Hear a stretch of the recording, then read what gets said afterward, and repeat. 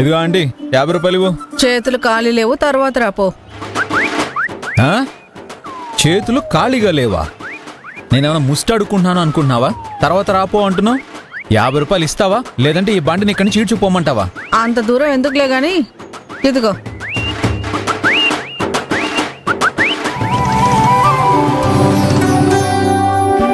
రే ప్రసాద్, ఏంట్రా అందరూ కట్టుకొని వచ్చారు? పాత ఎంఆర్ఓ గారు ట్రాన్స్ఫర్ వెళ్ళిపోయారు కదా.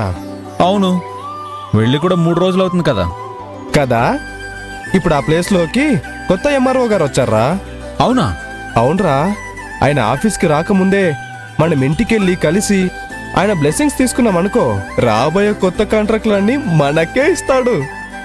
చాలే, ఆయన తిరుపతి వెంకటేశ్వర స్వామి అడగగానే అద్భుతమైన కాంట్రాక్ట్లన్నీ మనకే వచ్చేలా చేయడానికి. ఒరే పిచ్చోడా, మనమేమైనా ఒట్టి చేతులతో వెళ్తామా? కాస్ట్లీ గిఫ్ట్లు తీసుకెళ్దాం, ఆయన్ని కాకపట్టి కొత్త కాంట్రాక్ట్లన్నీ పట్టేద్దాం. ఎలా ఉంది ఐడియా? పరమ చండాలంగా ఉంది. ఏయ్, కాకా పట్టే వాళ్ళని చూస్తే నాకు పరమ అసహ్యం. మీరందరూ గిఫ్ట్లు తీసుకెళ్ళండి, నేను మాత్రం ఏ గిఫ్ట్ లేకుండా వస్తాను. ఎంత సిన్సియర్గా, ఎంత డిసిప్లైన్గా, నేనెంత హార్డ్ వర్క్ చేస్తానో ఆయనకు అర్థమయ్యేటట్టు చేస్తాను. ఆయన దృష్టిలో మంచి మార్కులు కొట్టేసి అన్ని కాంట్రాక్టులు నేనే పట్టేస్తాను. మీరు మాత్రం రకరకాల గిఫ్ట్లు తీసుకురండి, ఎందుకంటే మీరు కాకా పట్టడానికే వచ్చారని ఆయనకు అర్థం అవ్వాలి కదా. ఏ గిఫ్ట్లు తీసుకురాని నన్ను చూసి వీడు చాలా సిన్సియర్ అని అనుకోవాలి. దాంతో ఆ కాంట్రాక్ట్లన్నీ నాకే వచ్చేస్తాయి. అన్నట్టు నా ప్లాన్ మొత్తం మీతో చెప్పేశానేంటి? ఒరేయ్, నీ ప్లాన్ ఏంటో మాకు అర్థమైపోయిందిరా.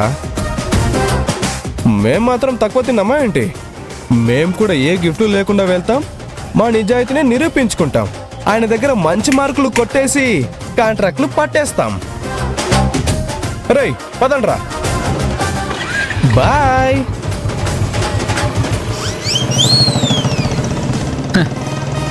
పోండ్రా పిచ్చి జఫాలారా, నాకున్న అద్భుతమైన తెలివితేటలతో మీ అందరినీ తప్పుదోవ పట్టించానురా. అందుకే కొత్త మరవ దగ్గరికి మిమ్మల్ని అందరినీ ఒట్టి చేతులతో పంపిస్తున్నాను. నేను మాత్రం ఇదే చేతులతోటి దండా బొకేతో ఆయన్ని కలవబోతున్నాను. ఆ కొత్త మరవని బుట్టలో వేసుకుంటాను. ఈ టౌన్ మొత్తానికి ప్రసాదే నంబర్ 1 కాంట్రాక్టర్ అని నిరూపిస్తా. ఆయన ఇచ్చే కాంట్రాక్ట్లన్నీ నేనే కొట్టేస్తా. అవును, ఇంతకీ ఈ బొకే షాప్ ఎక్కడుంది? అచ్చా బాబోయ్, డబ్బులు తేవడం మర్చిపోయానేంటి? ఇప్పుడు ఎలా బా? గుర్తొచ్చింది, ఉందిగా నా పిజ్జా కళ్యాణి. ఎలాగో 3 రోజుల నుంచి ఇంట్రెస్ట్ కట్టట్లేదు, దాన్ని పిలిపిస్తాను, దాంతోనే బొకే కొనిపిస్తాను.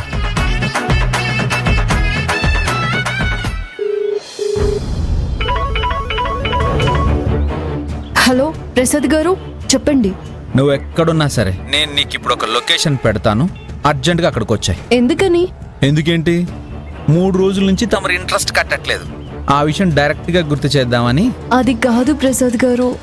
నేనేం వినను, డైరెక్ట్గా వచ్చి కలు, అంతే. చెప్తే వినడు కదా, బుర్ర తక్కువ దద్దమ్మ.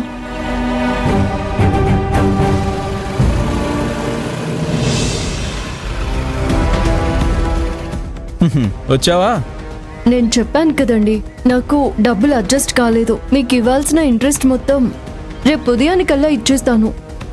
కుదరదు, నాకు ఇప్పుడే కావాలి. ఉంటే ఇచ్చేదాన్నే కదండి, దయచేసి అర్థం చేసుకోండి. సరే, ఓ పని చెయ్యి, నాతో పాటురా. ఎక్కడికి? 8లో దూకడానికి. వడ్డీ ఇవ్వదు కానీ వివరాలు కావాలంట. మూసుకొని సైలెంట్గా రా.